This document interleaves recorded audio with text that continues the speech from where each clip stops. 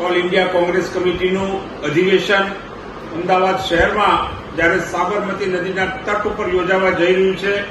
સમગ્ર દેશના કોંગ્રેસ પક્ષના આગેવાનો, એઆઈસીસીના સભ્યો આ અધિવેશનમાં ભાગ લેવાના છે. કોંગ્રેસ વર્કિંગ કમિટી CWCની પણ બેઠક મળવાની છે. આ બેઠકનું સ્થળ અમદાવાદ પસંદ કરવામાં આવ્યું છે અને ગુજરાત રાજ્યમાં કોંગ્રેસના કાર્યકરોમાં ખૂબ જ ઉત્સાહ અને આનંદની લાગણી છે.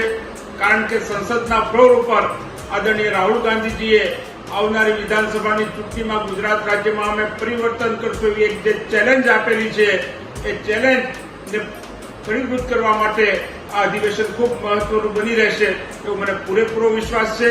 અને કોંગ્રેસ પક્ષના તમામ આગેવાનો આગામી દિવસોમાં જે ન્યાયપદ છે, ગુજરાત રાજ્યના અને દેશના લોકોને ન્યાયની અપેક્ષા છે, એ અપેક્ષા પૂર્ણ કરવા માટેનું એક પ્લેટફોર્મ અધિવેશનના માધ્યમથી દેશની જનતાને મળશે.